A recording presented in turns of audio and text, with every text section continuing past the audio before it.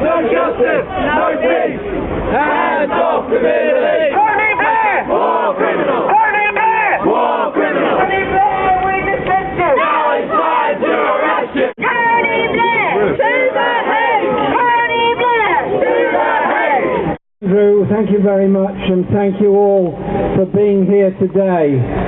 It's ironic, isn't it, that we're meeting in the street outside the QE2 Centre, and we had to have a huge argument even to have a demonstration outside here. The building behind me, the Methodist Central Hall, was of course the place where the UN General Assembly first met. And I think it's quite ironic that in that building over there, a person who ought to be on trial for breach of the UN Charter, hopefully will be on trial for the crime of deceiving Parliament and leading us into an illegal war, is giving evidence this morning. But I want to say something about the role of ourselves and our protest movement. As Andrew kindly said, I was one of those that was there to help with the foundation of the Stop the War Coalition nearly 10 years ago.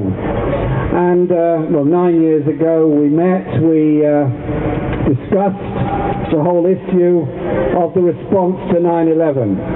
We warned then that the bombing of Afghanistan would bring no solution, would let slip the dogs of war and lead to war upon war upon war, and lead to greater and greater divisions and damage the civil liberties of each and every one of us in this country and indeed every other country in the world. Where were we wrong? We predicted so much of this. But I also say that had we not formed the Stop the War Coalition, had we not had the 2 million demonstration, had we not had the thousands and thousands of other meetings, rallies, marches and demonstrations in every town and city in this country, this inquiry would not even be happening. It's our doing that this inquiry has even come about. Now, I know it's not the inquiry we would necessarily have wanted ourselves, but I see this as part of a journey. We had various parliamentary inquiries which were self-serving, self-congratulatory nonsense, quite frankly, and always designed so to be. But we then ended up, after some pressure, with getting this particular inquiry. And because it's so much in the public domain, I regret that it's in a small room. I regret there's only a small handful of people that can actually witness it. I think it would have been better today if it had been transferred to Wembley Stadium so that we could have all been there and observed what was going on. But the truth is going to come out. The truth is going to come out that in 2001 George Bush wanted to go to war in Afghanistan. Billions and billions has been spent. It hasn't gone to the people of Afghanistan, it hasn't gone to the poor people of Iraq, it hasn't gone to the poor people of Gaza and the West Bank, it's gone to Bechtel, it's gone to Halliburton, it's gone to BAE Systems, it's gone to Boeing, it's gone to every one of the armaments manufacturers all around the world. And if anyone wanted one of the reasons for the war, observe what happened merely a month ago. There was a most shameful thing, an auction of the Iraqi oil fields, and all those oil companies turned up and bid for those oil fields, just like in the 1920s and 1930s the European powers lined up to divide up the Middle East and exploit the oil. Hey guys, happy days are here again, we can get the oil cheap, we can get the natural resources cheap.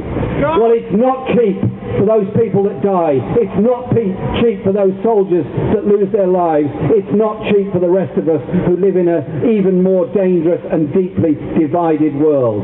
Our message is, those that took us into war on the basis of deceptions and lies should face the music, be taken to court and shown that they have committed crimes against humanity by those wars of aggression, because that is what they are.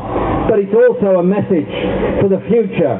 Do we want to live in a world where there's war after war after war about ever diminishing resources and ever increasing powers of the military? Or are we to be a movement for peace, for justice, for sharing of the world's resources rather than grabbing of the world's resources? The results of that Israeli destruction of people's homes and people's lives and the imprisonment of 500,000 people. Sometime before that, I met Iraqi refugees camped in a horrible situation in the desert on the border between Iraq and Syria. The horrors and implications of the wars go on and on for the exiled, for the refugees, for the poor, the homeless and the destitute. All those billions that have been wasted on arms should be spent on people, on health, on water, on education, on all the things that people need. So don't give up. Stay here today. Come to all the other demonstrations. We in the Stop the War Coalition, we in the wider peace and humanitarian movement have made a difference, are bringing the truth out, and will force those MPs who I saw shamefully trooping through the lobbies on March the 18th, 2003 to support something they must have known was wrong, they must have known was illegal, they must have been known was based on a lie. Let them also face that music for the deception they meted out on the people of this country. Thank you very much.